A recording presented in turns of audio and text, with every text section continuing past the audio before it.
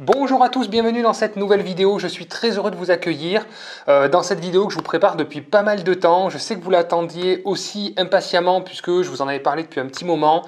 C'est une vidéo qui va traiter en long et en large la fiscalité immobilière de tous vos projets d'investissement immobilier.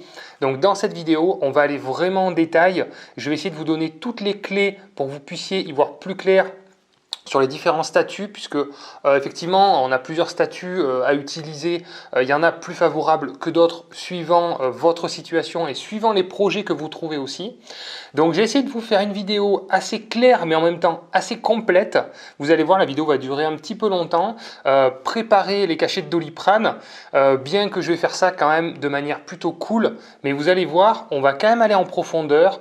On va parler des différents statuts dans leur ensemble pour que vous puissiez bien les comprendre, et j'espère qu'à la fin de cette vidéo, vous aurez une idée plus claire des différents statuts possibles pour exploiter vos biens d'investissement immobilier. Alors sachez que je ne suis pas avocat fiscaliste, je ne suis pas expert comptable, mais dans cette vidéo formation, sachez que tout ce qui sera dit et tout ce qui est présenté est validé par mon expert comptable. Donc on a regardé ensemble pour vous donner un maximum d'informations et tout a été vérifié. Voilà, donc c'est parti, assez parlé, on passe dans le vif du sujet. Allez, go! Bonjour à tous, bienvenue sur cette nouvelle vidéo. J'ai le plaisir de vous présenter aujourd'hui Guillaume. Bonjour à tous. Qui a investi dans l'immobilier. Voilà, donc à tout de suite.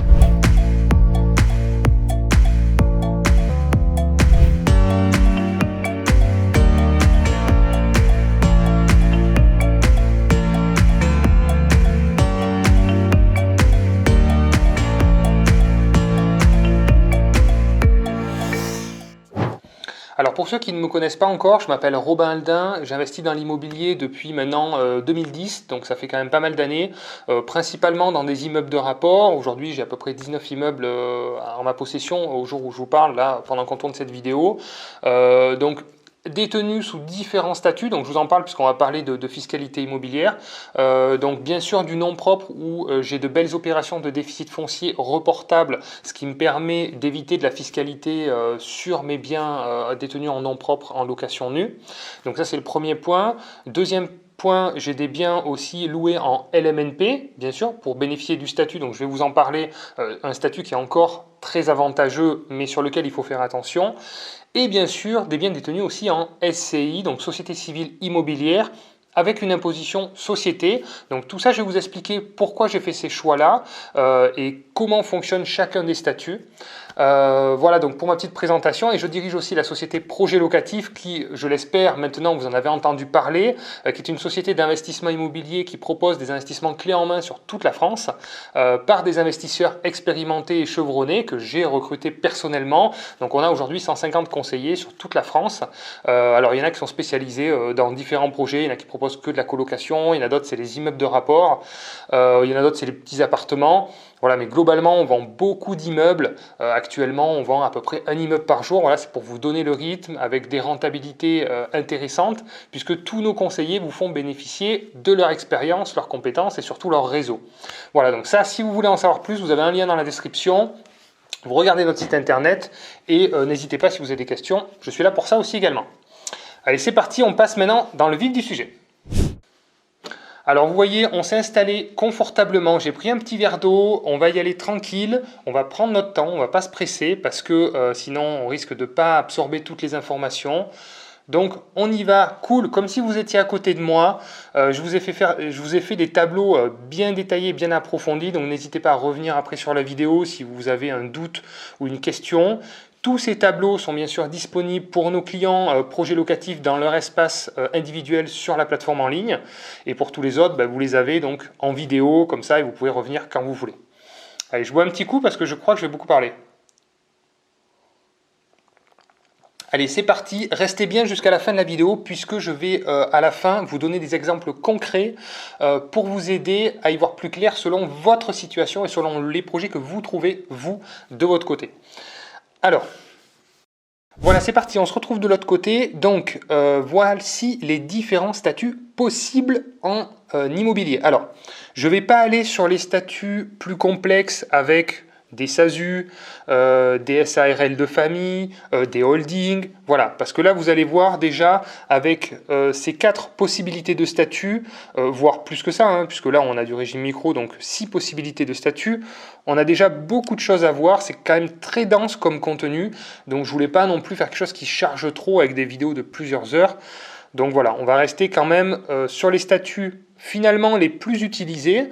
Après, il y aura toujours des cas particuliers sur des sociétés commerciales ou des SARL de famille, mais c'est quand même très rare.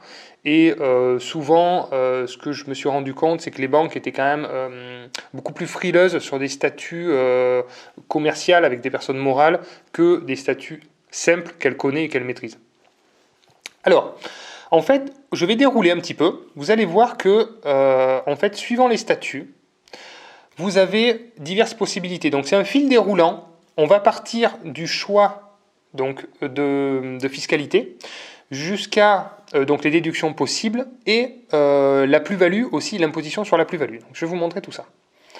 Alors, déjà, 2 grandes catégories pour commencer. L'acquisition qui est en nom propre, voilà, donc personne physique, achat seul ou en indivision, et l'acquisition en SCI. Voilà, donc là c'est une personne morale avec minimum 2 associés, physique ou moral.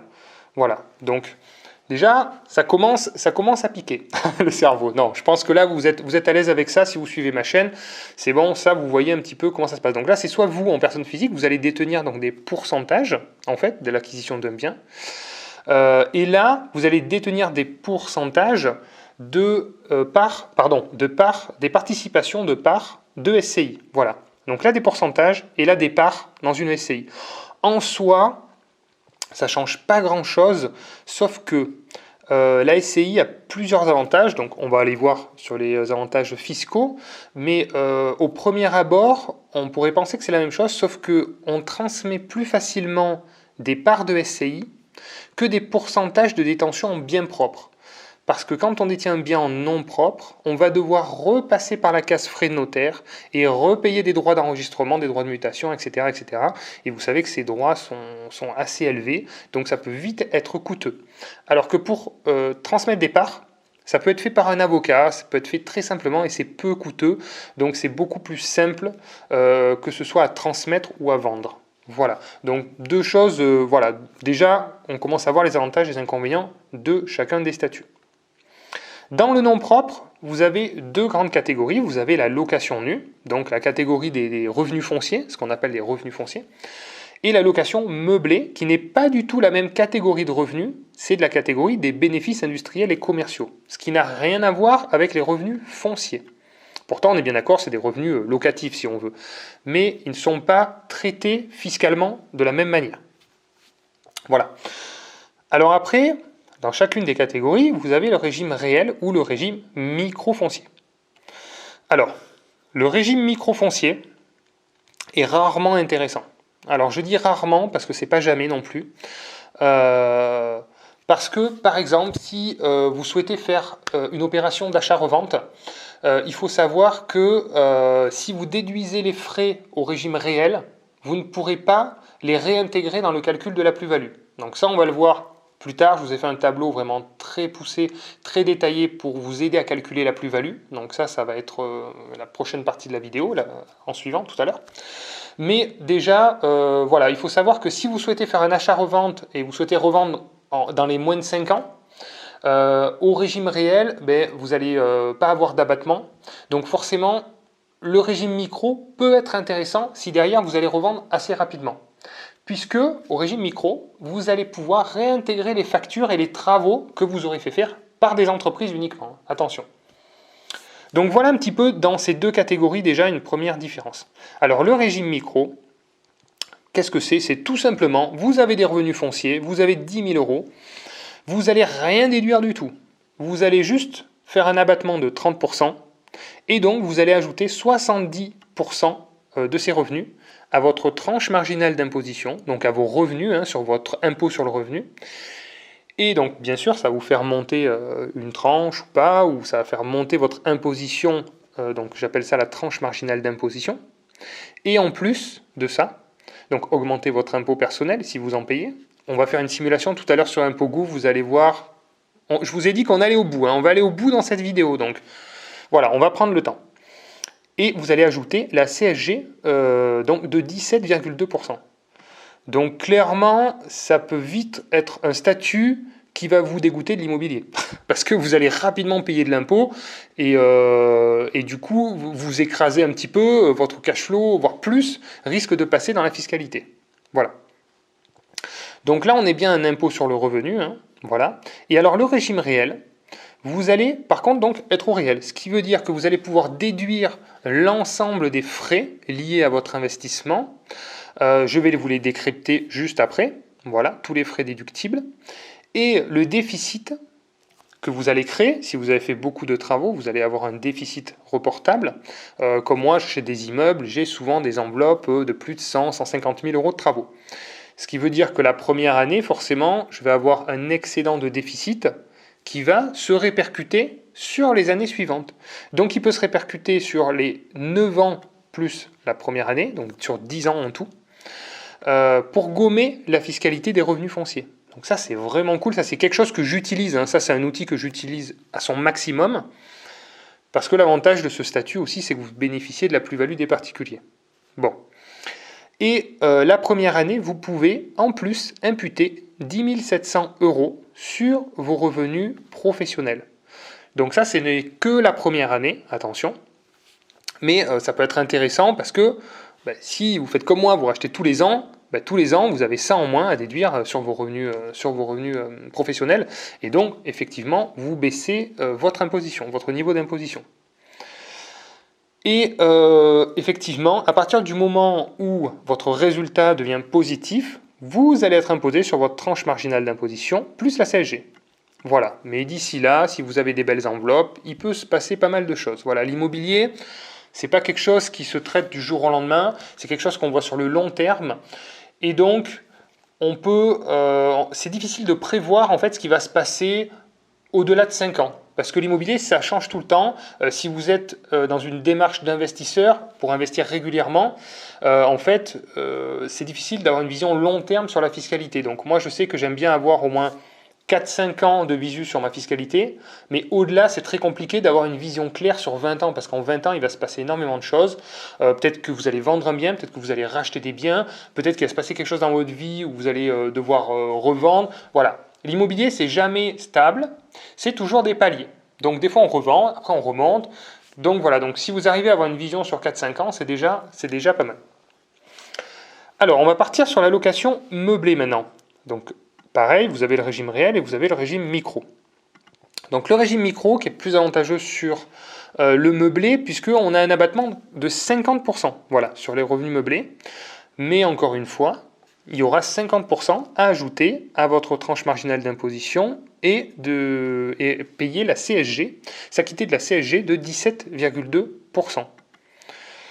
Donc encore une fois, même principe que le revenu micro-foncier. Je pense que ce régime est bien si vous faites un achat-revente, mais clairement, c'est rarement intéressant d'utiliser ce statut, sachant que le régime réel sur le meublé est très intéressant. Donc là, c'est le régime qu'on appelle LMNP. Voilà, loueur meublé non professionnel. Régime micro, régime réel. Voilà, vous avez forcément entendu parler de ce statut. Alors attention sur ce statut, puisqu'il y a eu des évolutions dernièrement pour le passage en loueur meublé professionnel. Ça fera l'objet d'une vidéo, je vais faire une vidéo vraiment spécifique dessus parce que le loueur meublé professionnel, on change de catégorie et il y a vraiment beaucoup de choses à dire.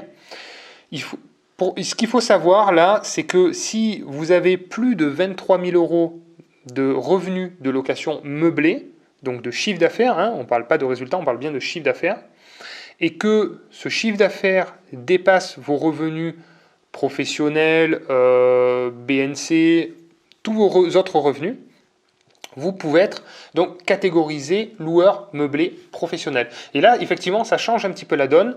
Le régime est un régime professionnel, donc tout se remélange, donc c'est pour ça. Ce régime est intéressant à partir du moment où on reste en dessous du loueur meublé professionnel. Et si on passe en loueur meublé professionnel, ça peut être intéressant, contrairement à ce qu'on pense, mais c'est encore une autre catégorie, ça fera l'objet d'une autre vidéo vraiment plus poussée, puisque c'est un statut qui demande une attention particulière. Voilà donc pour les catégories non propres. Ensuite, sur la SCI. Donc sur la SCI, vous avez la SCI à l'impôt sur le revenu et vous avez la SCI à l'impôt sur les sociétés. Donc deux types de SCI qui n'ont rien à voir. C'est une SCI qui est un impôt sur le revenu qu'on appelle transparente, donc c'est-à-dire qu'elle sera fiscalisée exactement comme si vous achetiez en nom propre et que vous pratiquiez de la location nue. Et la SCI à l'IS, par contre, sera traitée comme une société, avec un impôt société et effectivement des dividendes ou des flat tax, voilà, plutôt comme une société, ça n'a rien à voir. Pourtant, à la base, c'est une SCI. Donc, je vais vous faire une petite astuce quand même pour la banque au niveau de la SCI, puisque je l'ai quand même pas mal pratiqué. Je vous conseille de créer une SCI alors sans choix fiscal, donc à l'IR. En fait, une SCI, quand on la crée par défaut, elle est à l'impôt sur le revenu. Et de basculer sur l'option IS dans un second temps. Parce que si dès le départ, vous créez votre SCI à l'impôt sur la société, au niveau bancaire, ça va changer pas mal de choses. Vous allez être traité par un conseiller professionnel, vous allez avoir des taux d'intérêt plus élevés, vous allez avoir des frais de gestion plus élevés, etc., etc., etc. Donc vous la créez à l'IR, voilà, donc je vous conseille de vous faire accompagner par un expert comptable ou un avocat, parce que les statuts sont vraiment très importants. Donc un bon conseil, je trouve que c'est primordial, parce que c'est quelque chose que vous allez garder après pendant de nombreuses années, donc je trouve que c'est important. Donc demandez-lui, parlez-en avec votre conseil. En général, on la crée donc à l'IR, et on a 1 an pour lever l'option aux impôts et la basculer à l'IS. Voilà, donc il n'y a pas de problème par rapport à ça, c'est la petite astuce pour être traité par des conseillers particuliers avec des meilleures conditions de financement. Voilà, petit aparté. Alors dans la SCI à l'IR, on va faire de la location nue ou de la location, on va dire, de locaux commerciaux, des choses comme ça. Mais on ne peut pas faire de location meublée. Voilà, donc il y a une petite tolérance pour moins de 10% de l'exploitation de la SCI, mais c'est pas fait pour ça. Donc là, la SCI à l'IR, on ne fait que de la location nue. Donc déjà, si vous voulez faire de la location meublée, ça sera soit le LMNP, soit la SCI à l'IS. Voilà. Je pense à tous ceux qui veulent faire aussi de la location courte durée, etc. Donc là, on peut même basculer sur des sociétés un peu plus commerciales, qui seront peut-être plus adaptées. Alors, l'IR, comme je vous ai dit, c'est exactement comme le déficit foncier au réel en nom propre. C'est ici, exactement la même chose. Déficit reportable, 10 700 imputable sur le revenu global, CSG à payer, exactement pareil. Ce qu'on appelle transparente, c'est vraiment transparent, c'est à la place de détenir en fait des pourcentages du bien, donc voilà, je ne sais pas comment faire des pourcentages de biens, vous allez détenir des parts de la société. Voilà. C'est la seule différence, et ce que je vous ai expliqué au début, c'est que c'est plus facile de transmettre des parts que de transmettre des pourcentages de propriété. Alors, la SCI à l'IS, on y vient, là, ça change complètement. Donc moi, c'est un outil que j'utilise et que j'affectionne aussi particulièrement. J'ai plusieurs SCI à l'IS. Donc là, ça n'a rien à voir. C'est le résultat où le déficit est reportable sans limite de durée. Imposable à l'impôt sur les sociétés. Donc l'impôt société, c'est 15% jusqu'à 38 120 € et 28% au-delà. Alors je ne sais pas à quel moment vous allez voir cette vidéo, mais l'impôt société est en train de baisser.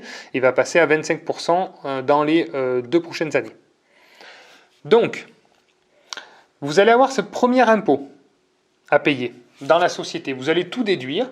Et le jour où vous arrivez au bout des déductions possibles, vous allez voir, on va le voir dans la vidéo un peu plus tard, il y a beaucoup de déductions possibles, comme en location meublée au réel, il y a énormément de choses qui sont reportables et des déficits, et des charges et des amortissements, puisqu'on va voir les amortissements aussi. Je vous ai fait un tableau sur les amortissements. Je crois que je vais vous finir avec ça. Je vais vous finir avec le tableau pour les amortissements, je vais vous mettre capoute avec ça. Parce qu'il y a plein de personnes qui ne comprennent pas comment fonctionnent les amortissements. Là, je vous ai fait un tableau très clair. Même un enfant de 5 ans pourrait comprendre les amortissements. Enfin, j'espère. Donc, vous avez tellement de frais que vous n'êtes pas prêt de payer de l'impôt sur les sociétés au départ, même si vous n'avez pas énormément de travaux. Donc, une fois que vous payez de l'impôt, vous allez payer donc 15% jusqu'à 38 120 € et après c'est 28 ou bientôt 25%. Mais vous n'avez pas l'argent, vous ne disposez pas de l'argent dans votre poche. Il est encapsulé dans cette société, dans cette SCI. Et si vous voulez en disposer, il va falloir le prendre de l'IS pour le basculer à l'IR, à l'impôt sur le revenu, pour être en personne physique et acheter ce que vous voulez, et voilà, dépenser cet argent comme vous le souhaitez. Et là, vous avez deux solutions. Donc la plus simple, c'est la flat tax, c'est donc on paye 30%. Et la deuxième solution, c'est que vous avez un abattement de 40% et vous payez sur votre tranche marginale d'imposition et la CSG. Bon, en général, la flat tax est le plus avantageux parce que on se rend compte que même pour quelqu'un qui a une tranche d'impôt à 14%, 14% plus 17,2%, vous avez compris, de CSG, on est déjà au-delà de 30%.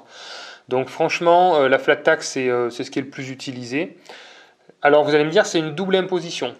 Oui, c'est une double imposition, mais le gros avantage de cette SCI, c'est que vous allez pouvoir, donc quand il y a de l'argent dans la SCI, vous allez pouvoir faire des travaux dans vos immeubles sans avoir subi, vous, une fiscalité personnelle. Donc ça, c'est vraiment pour moi un gros point positif. Alors qu'à l'IR, on reçoit l'argent, on paye de l'impôt, et après on le réinjecte. Alors on peut le redéduire, mais on a déjà subi une fiscalité personnelle.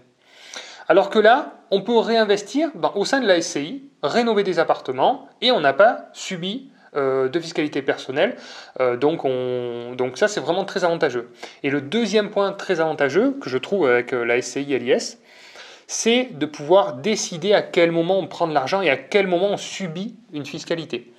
Donc oui, on va payer 30% quand on va prendre l'argent, mais on va décider à quel moment on va le prendre.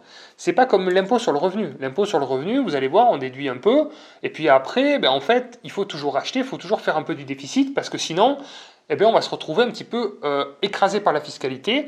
C'est ce qu'on appelle le cash squeeze, qui va malheureusement mettre certains investisseurs en difficulté et à devoir même revendre des biens parce qu'ils se retrouvent écrasés par la fiscalité.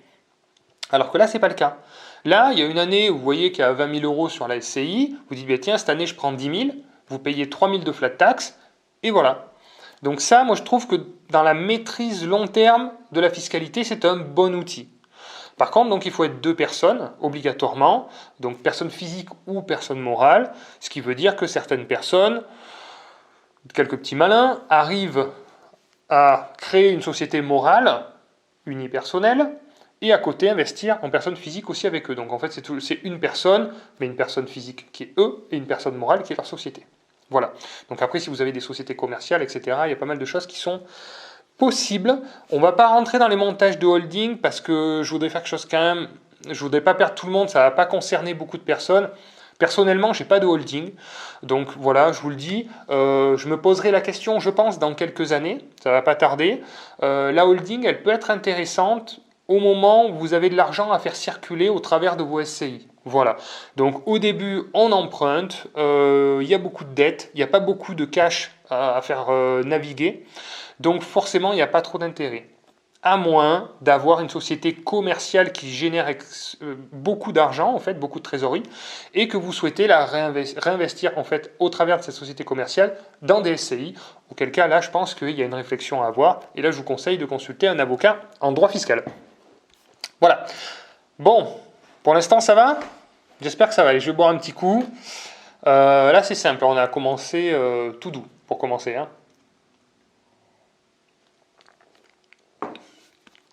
Donc, on va passer à la suite. Donc, quelles sont les déductions possibles ? Alors, suivant les statuts, comme ça, vous allez voir, en nom propre, réel ou micro-foncier, location meublée réelle ou régime micro, et la SCI, donc à l'IR ou à l'IS. C'est assez simple.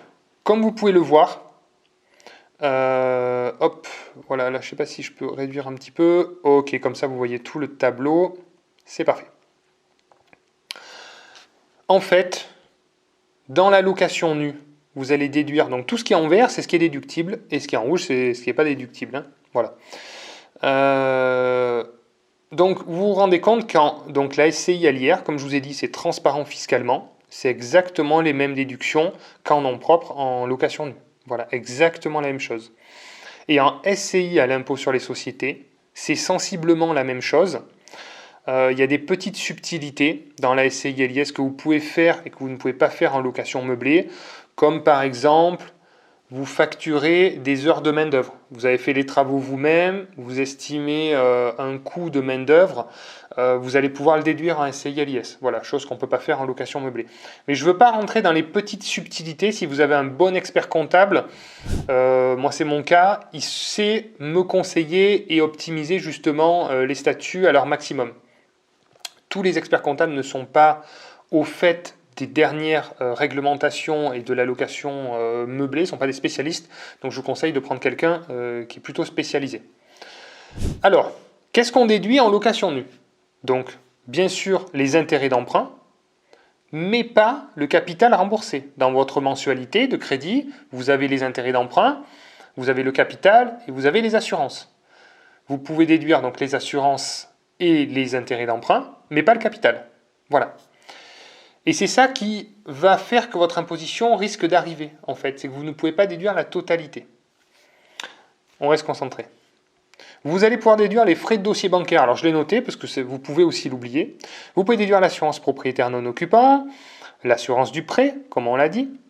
L'hypothèque ou le privilège de prêteur denier, c'est pareil, il y a une partie qui est déductible. La plupart ne le savent pas, donc je me permets de vous le préciser ici. Vous êtes sur la bonne chaîne. La caution bancaire, donc c'est pareil. Donc, quand vous faites un prêt et que vous achetez, souvent la banque demande soit une caution, donc c'est un établissement qui se porte caution, soit elle va prendre une garantie réelle sur le bien, c'est une hypothèque et ou un privilège de prêteur denier. Et donc là, ces frais sont déductibles. Les frais de syndic, donc bien sûr toute la partie non récupérable, c'est-à-dire les frais de syndic, mais les frais de copropriété aussi. Vous avez, quand vous avez les comptes rendus de copropriété, vous avez toujours une part récupérable et une part non récupérable. Voilà. Donc en général, ce que j'ai pu constater, et d'ailleurs avec Projet Locatif, on vient d'embaucher une ancienne gestionnaire qui a développé un service gestion au niveau national, donc elle est quand même bien calée sur la partie gestion locative. Et elle m'a confirmé que souvent, en faisant une cote mal taillée de 30%, quand on sait qu'il y a, je sais pas, admettons 100 € par mois de frais de copropriété de syndic, il en reste 30% à la charge du propriétaire. Voilà, donc ça peut vous donner un premier indicateur comme ça, mais bien sûr, avec les relevés, je vous invite à vérifier cette information précisément. Ensuite, on a un forfait de 20 € par appartement. Merci l'État, merci les impôts. Bon, franchement, c'est pas un gros cadeau, c'est un estimatif de frais de lettres, de timbres, de poste, voilà. Donc 20 € par appartement, ben c'est pas lourd, hein, c'est pas lourd du tout. Donc, mais bien sûr, on le prend. L'assurance de loyer impayé, si vous en prenez une. Donc ben voilà, je vous conseille souvent d'ailleurs la garantie Visal qui est gratuite. Alors, vous pouvez rien déduire, c'est gratuit. Mais l'assurance de loyer impayé, quand vous en prenez une, moi j'en prends aussi en parallèle par mes agences de gestion. Donc on peut la déduire également. Les frais de gestion, bien sûr, si vos biens sont gérés par une agence immobilière, vous pouvez les déduire.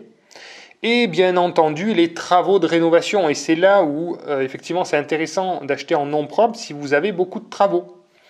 Ou si vous pouvez faire de la location meublée au réel. Mais bon, je ne vais pas trop perdre tout de suite. Donc là, les travaux de rénovation, qu'est-ce que c'est? Attention, ce ne sont pas des travaux de construction, d'agrandissement, de création, j'ai déjà dit.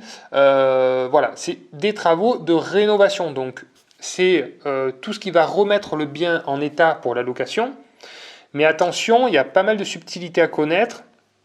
C'est par exemple, si vous faites une rénovation de cuisine, vous pouvez rénover une cuisine, mais vous ne pouvez pas refaire une cuisine à neuf. Alors voilà, c'est un peu subtil, mais en fait, à partir du moment où c'est vraiment de la création, vous ne pouvez pas déduire en location nue, en nom propre.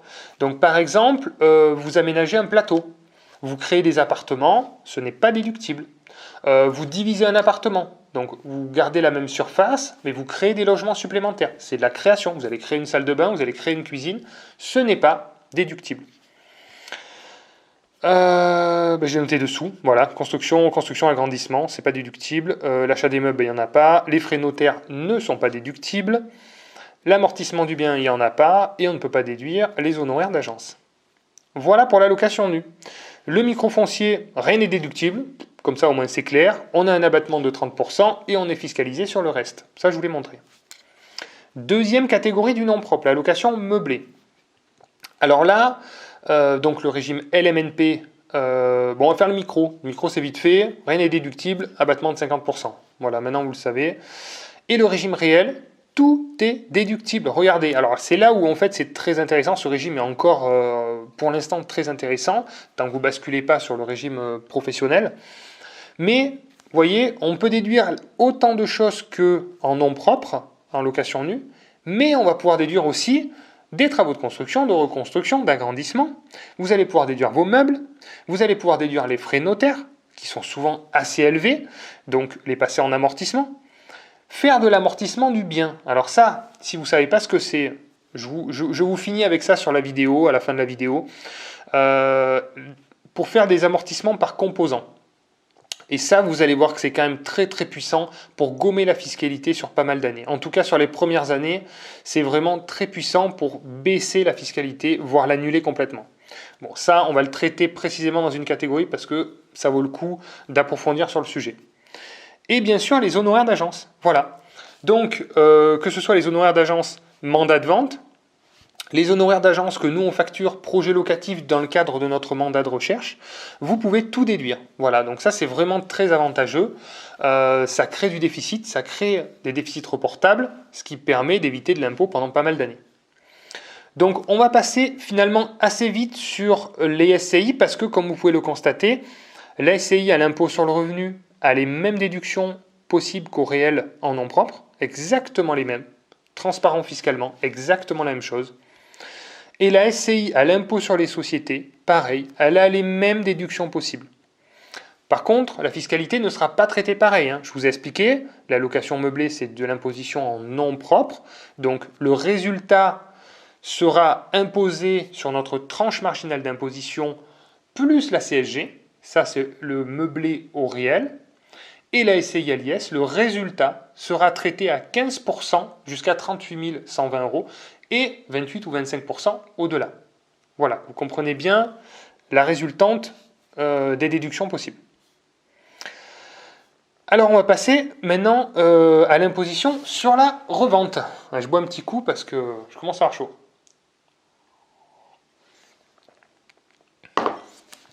Bon, tout va bien, j'espère que vous me suivez toujours. Écoutez, si vous êtes toujours là sur cette vidéo, merci de m'encourager en mettant un petit like. Cette vidéo m'a demandé beaucoup de travail, plusieurs semaines. On était plusieurs, j'ai fait faire aussi par l'équipe projet locatif des présentations. J'essaye de vous donner le maximum sur cette chaîne pour vous aider à y voir plus clair et vous former à investir dans l'immobilier parce qu'au-delà de vendre notre service projet locatif, ce qui me tient à cœur, c'est de vous aider aussi à vous débrouiller par vous-même et à y voir plus clair. Voilà, parce que franchement, je trouve ça super. Moi, ce que j'ai fait pour moi, j'aimerais que tout le monde le fasse parce que moi, ça m'a complètement changé ma vie. Donc, j'espère en tous les cas que ça pourra vous servir et que ça vous permettra de passer à l'action. Donc, merci pour votre soutien, sympa. Voilà, et puis en fait, YouTube, c'est ça, c'est plus il y a de likes, plus il y a de commentaires, plus ça va faire connaître la chaîne, et donc plus ça va aider aussi d'autres personnes, donc ça participe au développement de la chaîne, et donc c'est votre participation. Merci beaucoup. Alors, l'imposition à la revente. Alors là, on a exploité, maintenant on se décide de revendre. Bon, alors, comment on va être mangé ? À quelle sauce les impôts vont nous manger ? Est-ce qu'ils vont être sympas ou est-ce qu'ils vont nous matraquer ? Alors, suivant la catégorie, on ne va pas être traité pareil. Voilà.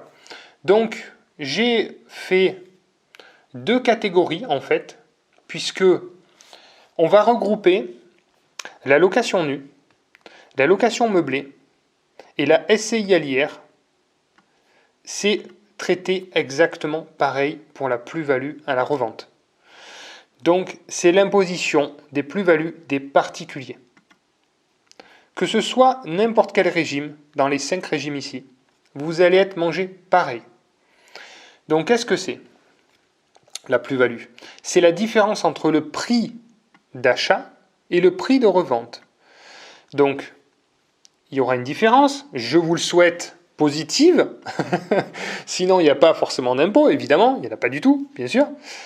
Ce sera traité à 36,2%, 19% d'impôt sur le revenu, et 19,2% de CSG. Par contre, vous allez avoir droit à des abattements. Je vais vous montrer après, il y a un tableau, je vais vous montrer comment ça se pratique, les abattements. À partir de la 5e année, vous allez avoir des abattements qui vont arriver pendant 22 ans pour l'impôt sur le revenu, jusqu'à tomber à 0, et pendant 30 ans pour la CSG. Voilà. À partir de la 5e année, vous avez un forfait que vous pouvez déduire, si vous voulez, si vous ne voulez pas déduire les travaux. Vous pouvez déduire un forfait de 15% qui vous permet de ne pas déduire les factures au réel. Voilà, donc c'est souvent utilisé parce que des fois on ne garde pas les factures, tout ça. Donc voilà. Sinon, vous allez pouvoir réintégrer vos factures qui sont payées par des professionnels, qui ont été faites par des professionnels. Alors attention, toutes les factures que vous aurez fait vous-même, un peu de peinture, un seau, un pinceau, tout ça ne sont pas déductibles. Ce ne sont que des factures de professionnels. Donc admettons que vous ayez 100 000 euros de plus-value à payer, vous avez acheté 200, vous revendez 300, vous avez 100 000 euros de plus-value. Sur 100 000 euros, si vous avez 50 000 euros de facture de professionnel, vous n'allez être imposé plus que sur 50 000 euros. Sauf si vous avez déduit ces factures au moment de la détention. Si vous avez déduit ces factures en déficit foncier, vous ne pouvez plus les déduire au moment du calcul de la plus-value. Donc faites bien attention à ça. Si vous souhaitez revendre rapidement, il vaut peut-être mieux les réintégrer dans le calcul de la plus-value plutôt que les déduire pendant la durée de détention. Voilà, petite subtilité à bien connaître. Ça va toujours ? Bon, on continue alors. Ensuite, on va parler de la SCI-LIS. Donc la SCI-LIS, sur la plus-value des professionnels, elle fait très très mal. Alors, effectivement, puisque vous allez avoir un calcul qui va être fait entre la valeur nette comptable et le prix de vente. Donc, je vais vous expliquer après. Si vous avez totalement amorti votre bien, donc en fait la valeur nette comptable, c'est la valeur qui est prise en compte par rapport aux amortissements. C'est-à-dire que votre immeuble vaut 300 000 euros. Tous les ans, il y a une partie qui est déduite. Donc ça, c'est l'amortissement. Donc 10, 15, 20 000 tous les ans. Donc la valeur nette comptable va baisser. Si vous avez totalement amorti votre bien, comptablement, totalement, et que vous le revendez, admettons, 300 000 euros, le même prix, eh bien vous avez quand même une très grosse plus-value à payer. C'est la différence entre la valeur nette comptable de 0 et le prix de vente de 300 000 euros. Donc sur 300 000 euros, sur la totalité. Donc effectivement, là ça fait mal. Vous allez être imposé donc comme le traitement des bénéfices de la société, c'est-à-dire à 15% jusqu'à 38 120 euros, puis 28 ou 25% pour le reste. Une fois que vous avez payé cet impôt, c'est pas fini. C'est pas fini, on continue. Soit vous avez fait une holding, vous faites circuler votre argent, soit vous réinvestissez par le biais de cette SCI, pas de problème. Soit vous voulez le récupérer, parce que vous voulez profiter de la vie, vous voulez aller vivre à l'étranger, vous voulez voyager, bon, voilà, bref, ce que vous voulez. Vous voulez le récupérer. Aïe, ben pareil, on repasse à une imposition IR pour sortir l'argent de l'IS, et donc on va devoir s'acquitter de cette fameuse flat tax de 30%. Donc, si on fait le calcul, pour sortir de l'IS et qu'on a totalement amorti le bien, on ne va pas être loin de plus de 50%, voire 55% d'imposition sur la plus-value à la fin de la détention. Voilà, donc ça c'est le gros inconvénient de l'impôt sur la société. Il y a beaucoup d'avantages pendant la durée de détention. On va dire que pendant la durée de détention, on paye moins d'impôts que le nom propre, mais on le paye à la sortie. Voilà. Donc, chacun fera ses propres choix. Alors, ça, c'est les premiers tableaux. Donc, on va passer au suivant. Voilà, donc maintenant qu'on a vu comment on est imposé suivant les statuts, on va aller concrètement sur le site de l'État, on va sur Impôts Gouv.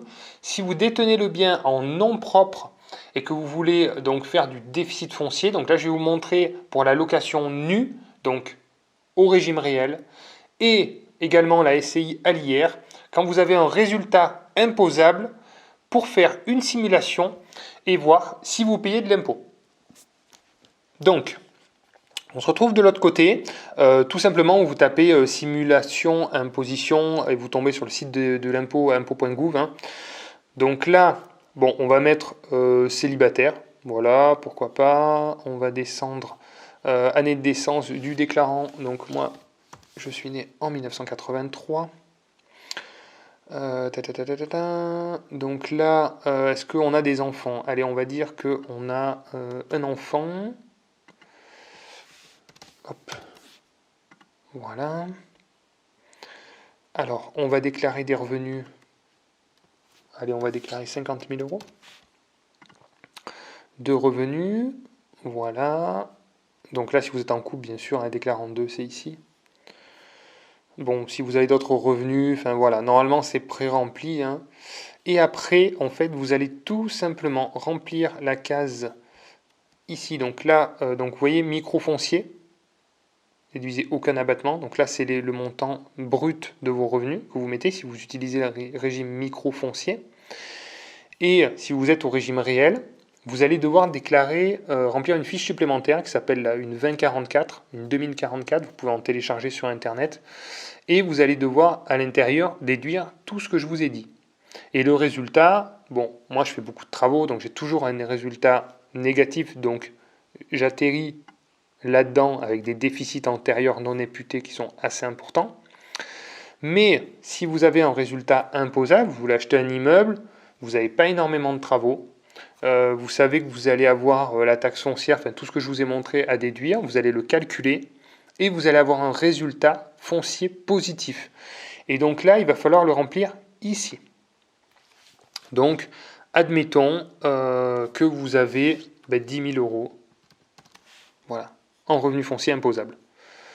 Vous avez acheté un immeuble qui génère 20 000 euros de revenus locatifs, vous déduisez un petit peu la taxe foncière, les intérêts d'emprunt, enfin tout ce qu'on a vu ensemble, il reste 10 000 euros parce qu'il n'y a pas eu de travaux. Voilà. Et donc là, on va aller, hop, valider la déclaration et on va voir ce que ça donne. Donc, traitement des salaires, donc 50 000 euros, revenu foncier 10 000 euros, donc j'ai un enfant à charge, donc une part et demie. Et donc, voilà. Impôt sur le revenu, on est quand même à 8 900 euros. Et prélèvements sociaux, on est à 1 720 euros. Comme je vous ai dit, c'est 17,2, donc 10 000 euros, ça fait 1 720 euros. Voilà, donc 10 000 euros d'impôt, voilà, 10 600 euros. Donc, ça fait très vite mal, hein, parce que là, bon, après, je suis seul, avec un enfant, avec des bons revenus, mais ça fait très vite mal. Donc, on va refaire une simulation en étant en couple, voilà, pour ceux qui veulent voir en étant, marié, ou pacsé, je pense que c'est la même chose, au niveau de la déclaration, normalement. Hop, voilà, donc on est un couple. On va dire qu'il y a une personne qui gagne 20 000 euros, une autre personne qui gagne, allez, 20 000 euros. Voilà. Ensuite, on va dire qu'il y a... où sont les enfants? Où sont les enfants? Où sont les enfants? J'ai perdu les enfants. Nombre d'enfants. Tac. On va en mettre 2. Et on va mettre donc, allez, 2004, 2009... 2 enfants. 2 enfants, un couple, chacun gagne 20 000 euros à l'année. Voilà, c'est la moyenne des revenus en France. Et on va faire pareil, on va dire que ce couple a 10 000 euros de revenus locatifs. Ce qui est intéressant à faire, c'est surtout la différence en fait. C'est-à-dire que là, je vais mettre 0. Je vais mettre 0, hop. On va voir si ce couple paye de l'impôt. 0. Pas d'impôt sur le revenu. Rien du tout. Rien à payer. On est d'accord? On va refaire avec 10 000 euros de plus. Hop, marié. On recommence.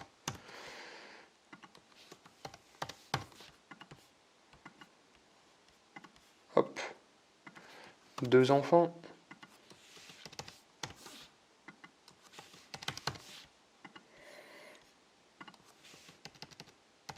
« 20 000 euros et 20 000 euros. Et on va rajouter par contre 10 000 euros de revenus fonciers. Hop.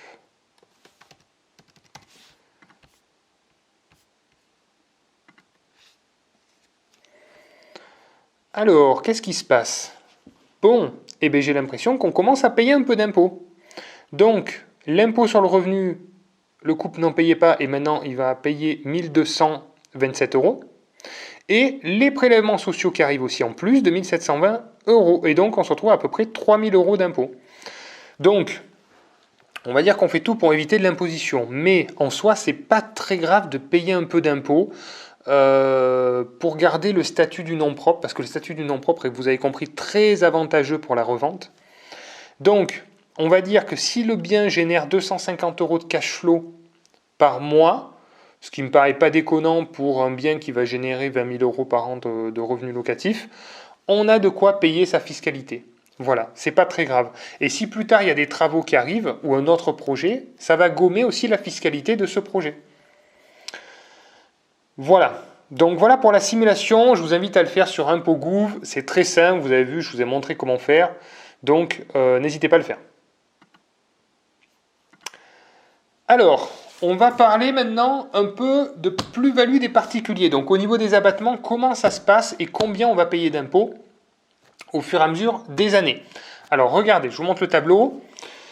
Alors, on va partir pour un achat à 200 000 euros, frais notaires 15 000, agence 10 000, travaux 50 000 euros par des entreprises et non déduits fiscalement, comme je vous ai expliqué.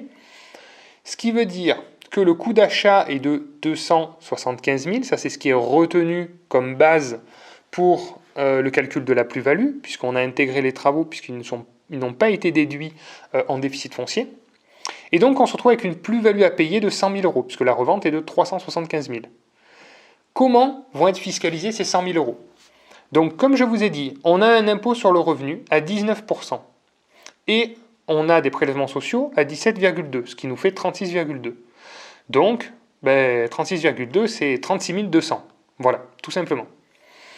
Aucun abattement les 5 premières années, hein, que ce soit pour les prélèvements sociaux et que ce soit pour l'impôt sur le revenu. Par contre, effectivement, à partir de la 6e année, vous avez des abattements. Donc, 6% tous les ans, 6% de 19%, ce qui veut dire que 19, on passe à 17,86. Donc, ça baisse comme ça, de 6%, 6%, 6%, jusqu'à 4% la dernière année, pendant 22 ans, comme ça, jusqu'à arriver à un taux d'impôt sur le revenu de 0. Voilà, donc là, on a les pourcentages qui baissent à chaque fois. Et donc pareil pour les prélèvements sociaux. On se retrouve avec des petits abattements sur 22 ans, et par contre, au-delà de 22 ans, jusqu'à 30 ans, c'est plus important puisque effectivement l'IR s'arrête. Donc là, on peut voir effectivement que la somme à payer devient de moins en moins importante, mais c'est un abattement, on le voit, qui est très très très régulier. Voilà, c'est pas, on va dire que c'est pas parce qu'on a passé 22 ans que d'un seul coup ça descend drastiquement. Voilà. Donc voilà un petit peu pour le calculer. Vous avez toutes les données si plus tard ça vous intéresse de le calculer. Vous avez les abattements, là c'est 1,5%, 1,65% de moins de 17,2 et après on passe à 9% sur les dernières années. Voilà, donc voilà, on se retrouve avec un résultat, un total à payer qui baisse au fur et à mesure du temps. Voilà comment se passe le calcul de la plus-value. Bon, je vois que vous êtes bien chaud, donc je pense que c'est le moment de faire les amortissements. Je pense que c'est parti là. Allez, on y va, go. Alors, nous voilà du côté des tableaux d'amortissement. Alors, qu'est-ce que c'est que ça et comment ça se passe? Les amortissements, c'est une valeur fictive comptable qui va être déduite tous les ans pour, on va dire, d'évaluer l'usure du bien. Mais c'est comptable, hein, c'est pas votre bien s'use pas. Mais comptablement, on va estimer la valeur de votre bien et on va dire tous les ans il s'use un peu, donc il vaut moins cher. Comptablement, il vaut moins cher. Et donc on va enlever des tranches tous les ans de valeur, mais ça va être traité différemment suivant les postes. Et avec des durées différentes. Donc c'est pour ça que c'est assez technique. Franchement, il vaut mieux le faire par un expert comptable, hein, je vous le dis clairement. Moi, je ne le fais pas, hein, je donne tout à mon expert comptable. Mais j'avais envie de vous expliquer comment ça se passe pour comprendre le mécanisme. Vous allez comprendre que sur les premières années, il y a beaucoup plus d'amortissement que sur les autres. Parce qu'il y a des postes qui sont sur des durées plus courtes. Je vous montre ça sur l'écran. On va partir sur l'achat d'un immeuble à 200 000 euros et une valeur de terrain de 30%, de 60 000 euros. Alors attention sur la partie terrain, parce que suivant les secteurs, suivant les régions, il y a des valeurs terrain qui peuvent être beaucoup plus importantes ou beaucoup plus faibles. Voilà, donc suivant votre secteur, attention à la valeur du terrain, il faut que ce soit la réalité de votre secteur. Donc la valeur comptable d'amortissement sur ce projet, elle est de 140 000 euros, puisqu'on n'amortit pas sur le terrain. Le terrain ne s'amortit pas. On va dire qu'il ne s'use pas en fait pour ça. Donc 140 000 euros, comment ils vont être déduits fiscalement? Donc l'amortissement, on peut le pratiquer avec la location meublée au réel et on peut le pratiquer à la SCI, à l'impôt sur les sociétés. Dans des sociétés commerciales aussi, mais là, puisqu'on a parlé de la SCI, donc SCI, IS et location meublée au réel. Donc comment ça va être traité? Voilà comment c'est réparti. Donc sur 140 000 euros, montant total déductible, ça va être réparti par poste. Donc le gros œuvre, c'est 3%. Alors j'ai fait des moyennes, hein, ça peut être entre 3 et 5, voilà. Moi je vous ai fait des chiffres ronds. Donc 3% de 140 000, ça fait 6 000 euros. 6 000 euros, ça peut être déduit entre 20 à 40 ans pour la durée d'amortissement. Combien j'ai mis moi? J'ai mis 25 ans. Voilà, là vous avez les durées, 25 ans. Voilà, donc ce qui fait 240 euros par an de déductible sur la partie gros œuvre. Le second œuvre extérieur, par exemple, c'est 8%, donc c'est 16%. C'est 16 000 euros. Ça représente 16 000 euros sur 140 000 euros. Et ça, c'est déductible de 12 à 15 ans. Donc là, je suis parti sur 15 ans. Donc ça fait 1066 euros par an. Voilà, pareil, gros œuvre intérieure, 8%, entre 12 à 18 ans. Et voilà, donc j'ai pris 15 ans. Les finitions, c'est plus important. Donc c'est, on va dire, toutes les finitions intérieures, c'est la peinture, le parquet, les choses comme ça. 20%, donc là c'est 40 000 euros de 5 à 15 ans. Et donc là on voit que les durées sont plus courtes. Et là regardez ces montants. C'est 4 000 euros par an que vous allez pouvoir déduire fiscalement de vos revenus. C'est énorme. C'est énorme pour un bien à 200 000 euros. Donc forcément, pendant, on va dire, j'ai pris sur 10 ans, les 10 premières années, vous vous rendez compte des sommes que vous pouvez déduire. Là on est à plus de 10 000 euros par an de déduction d'amortissement. C'est énorme. Et donc voilà, pareil pour la toiture, donc c'est 5%, donc la toiture, ben forcément ça tient longtemps, donc on est sur 20 à 25 ans. L'installation électrique, 5% entre 20 à 25 ans. L'étanchéité, 7% entre 14 à 16 ans. L'ascenseur quand il y en a un, l'agencement intérieur. Voilà, donc en fait, on fait par poste et par durée. Et comme ça, vous vous rendez compte que chaque année, bon, forcément, au fur et à mesure des années qui passent, vous voyez qu'à partir de 10 ans, à partir de la 11e année, ça commence à baisser. Et à partir de 15 ans, ben, clairement, on n'a plus beaucoup de déductions possibles en fait. Hein. Voilà, ça baisse énormément. Donc on va dire que sur les 5-10 premières années, c'est très fort. Peut éviter carrément de payer de l'impôt. Hein. Et après, ça réduit au fur et à mesure du temps. Voilà, j'espère que c'est clair pour vous. Si c'est clair, mettez-moi un petit like, parce que ça nous a pris beaucoup de temps pour faire ce tableau. Voilà, ça c'est les amortissements par composants. Et ça c'est vraiment quelque chose de très puissant et de très intéressant sur le statut du loueur meublé non professionnel. Parce que ce statut va vous permettre de déduire fiscalement tous ces amortissements au même titre qu'une SCI à l'IS ou qu'une société, mais sans être taxé sur la plus-value des professionnels à la revente. C'est le gros avantage du statut LMNP, c'est qu'il bénéficie des avantages fiscaux de déduction des sociétés, mais des avantages fiscaux de la revente, de la plus-value de la revente des particuliers. Donc c'est l'avantage des deux statuts. Voilà, donc si vous restez sous le statut LMNP, c'est un statut qu'il faut utiliser.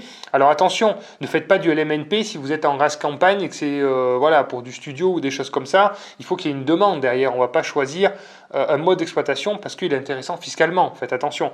Il faut que ce soit la réalité du marché aussi. Mais quand vous avez la possibilité de le faire, nous on a beaucoup de clients qui achètent des projets de colocation, au sein de projets locatifs, parce qu'ils veulent quand même avoir une valeur foncière assez importante, donc c'est souvent dans des métropoles assez grandes, en périphérie des métropoles ou stations étudiantes, secteur étudiant, pardon, et ça, c'est des statuts, donc la colocation, c'est quelque chose qui s'exploite en LMNP au réel, avec des déductions possibles, et donc forcément une belle rentabilité, puisqu'il y a plusieurs chambres, et une valeur foncière qui est quand même intéressante, puisqu'on est sur des secteurs avec des villes plutôt dynamiques. Voilà, pour donner un exemple. Donc maintenant, je vais essayer de vous expliquer, suivant votre situation, je vais prendre plusieurs cas, pour vous expliquer quel serait le meilleur statut à adopter. Alors attention, je vais dire ça à titre informatif, mais voilà, ça va vous aider à vous poser les bonnes questions et auquel cas à aller poser les questions auprès de professionnels pour valider les statuts par la suite. Alors la première question à vous poser, c'est déjà de savoir si vous voulez des revenus complémentaires ou si vous voulez développer votre patrimoine. Alors je sais que vous allez me dire, je veux les deux, mais c'est quand même deux stratégies assez différentes. Et nous, on le voit, on a des clients qui viennent nous voir en nous disant on veut absolument du cash flow, on veut absolument augmenter nos revenus, mais c'est des personnes qui gagnent très bien leur vie, au-delà de 6-7 000 euros par mois, et ils veulent du cash flow.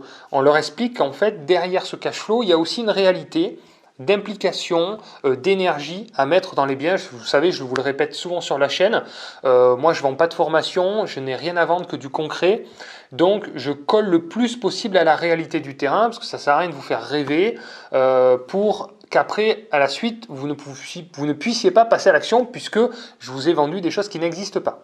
Donc c'est très réaliste de vous dire que la rentabilité reflète une réalité. Et donc c'est pour ça que je vous pose cette question, parce que ça va être déterminant dans le choix de vos projets, mais aussi le choix fiscal.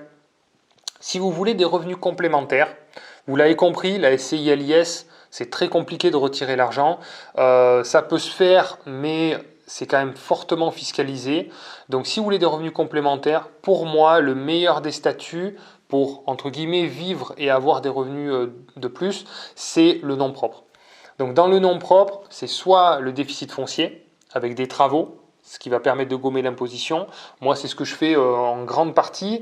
C'est-à-dire que dès que je trouve un bien, je vois qu'il y a beaucoup de travaux, je l'achète en nom propre parce que je sais que ça va me gommer de la fiscalité. Alors oui, c'est infernal parce qu'il faut toujours acheter, il faut toujours continuer à investir. Mais au final, peut-être que, voilà, regardez, depuis 2010, j'investis, je n'ai pas été fiscalisé en nom propre sur mes revenus fonciers. Là, j'ai encore 4 années, voire 5 ans encore de report, de déficit reportable. Donc, vous voyez ça peut permettre d'y voir quand même assez loin. Et en même temps, si je dois revendre des biens que j'ai achetés il y a 10 ans ou il y a 12-13 ans, mais au final, je les ai quasiment amortis. On n'est pas obligé de garder les biens jusqu'à la fin, en fait. À partir du moment où on a amorti une bonne partie, et on n'a plus de déduction possible sur un bien, on peut se poser la question de le revendre pour récupérer, on va dire, ce cash, ce matelas, qui va nous permettre de passer encore au cran supérieur, parce qu'en fait, c'est jamais fini. La banque veut toujours plus de trésorerie sur les projets de plus en plus gros. Voilà. Donc, c'est pas grave de ne pas garder le crédit jusqu'à la fin. Voilà, au bout de 10 ans, moi je connais des investisseurs qui achètent par exemple 2 immeubles, au bout de 10 ans, ils en vendent un et ça paye le crédit restant dû de l'autre, et ils se retrouvent avec un immeuble qui est payé au bout de 10 ans. Voilà, il y a plein de stratégies comme ça qui existent. Il faut savoir que plus le temps passe, et plus, évidemment, c'est intéressant. Donc, le plus tôt, évidemment, on investit dans l'immobilier, mieux c'est.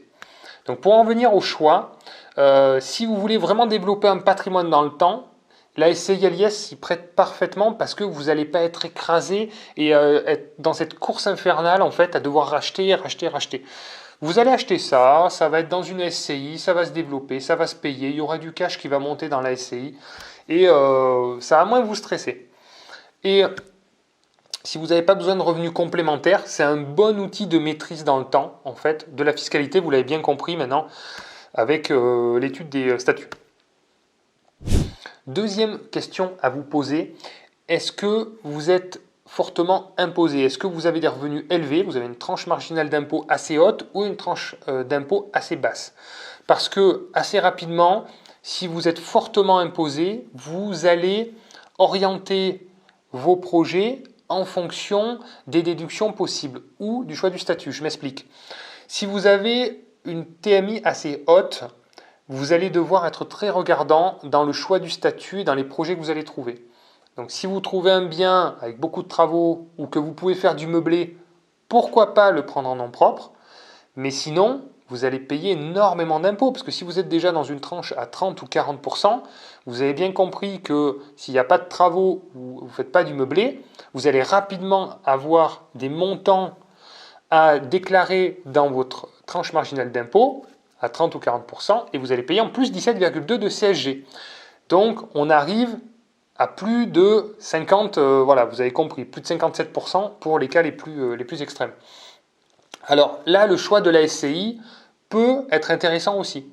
Alors qu'on l'a vu dans notre simulation sur ImpôtGouv, un couple qui gagne 20 000 € chacun par an, avec 2 enfants, va peut-être pouvoir se permettre d'acheter en nom propre, même s'il n'y a pas énormément de déductions possibles, parce qu'il y aura un peu d'impôt à payer, mais ce ne sera pas un impôt écrasant. Voilà, donc la tranche marginale d'impôt, deuxième indicateur qui peut vous permettre d'orienter le choix du statut d'un côté ou de l'autre. Voilà, une autre question à vous poser, c'est est-ce que vous achetez seul, est-ce que vous achetez en couple, est-ce que vous achetez avec un associé? Parce que là c'est pareil, si vous êtes en association, la SCI se prête bien à l'association aussi. Voilà, alors on peut acheter aussi en nom propre, hein, c'est très bien, voilà. Mais sur le long terme, développer un patrimoine important en association, alors si c'est votre femme, votre conjoint, il n'y a pas de problème, c'est différent. Mais si c'est un associé extérieur, ça sera plus compliqué à transmettre, à liquider par la suite que par le biais d'une SCI qui sera plus modulable et plus transmissible. Voilà, comme je vous l'ai expliqué. Donc la question de l'association se pose aussi. Dernier point, donc quatrième point, je crois que c'est ça, ça va être effectivement le projet que vous allez trouver. Parce que au-delà des critères qu'on vient de voir avant, c'est maintenant de plus en plus dur de trouver des projets intéressants. Donc forcément, il va falloir être ouvert à accepter les bonnes affaires que vous allez pouvoir trouver, sans trop vous restreindre dans votre recherche. C'est-à-dire que je m'explique, si vous vous dites, moi, je paye beaucoup d'impôts, je veux que des biens avec énormément de travaux ou que du meublé, vous allez peut-être passer à côté de biens qui sont entièrement loués et qui sont pourtant très intéressants. Donc moi, je trouve qu'il vaut mieux adapter le statut en fonction du projet que vous trouvez, et bien sûr de votre situation hein, et de vos objectifs, mais ne pas trop décider le choix de vos recherches et des biens que vous allez trouver en fonction des critères préalables. Donc, on va faire simple. Vous trouvez un bien, il est entièrement loué, vous êtes fortement imposé, et bien clairement, vous allez adapter le statut. Pour ne pas le laisser passer, ça serait trop dommage. Achetez-le en SCI LIS par exemple. Voilà. Vous trouvez un bien, vous ne payez pas beaucoup d'impôts, vous avez de la possibilité pour faire du meublé, vous allez l'acheter en nom propre au régime LMNP. Voilà, alors, il y a deux grandes questions qu'il faut se poser sur vos projets pour le choix des statuts. C'est premièrement, est-ce qu'il y a beaucoup de travaux? Ou est-ce qu'il y a déjà des travaux? Alors, ça dépend des montants, mais est-ce qu'il y a des travaux? S'il y a des travaux, on peut se poser la question de l'acheter en nom propre. Ça peut valoir le coup en général. Deuxième question, est-ce qu'on peut faire du meublé? Et si on peut faire du meublé, encore une fois, effectivement, même s'il n'y a pas beaucoup de travaux, vous avez vu par rapport aux amortissements, il y a quand même beaucoup de frais déductibles, les frais notaires, les frais d'agence, les meubles, etc. et les amortissements.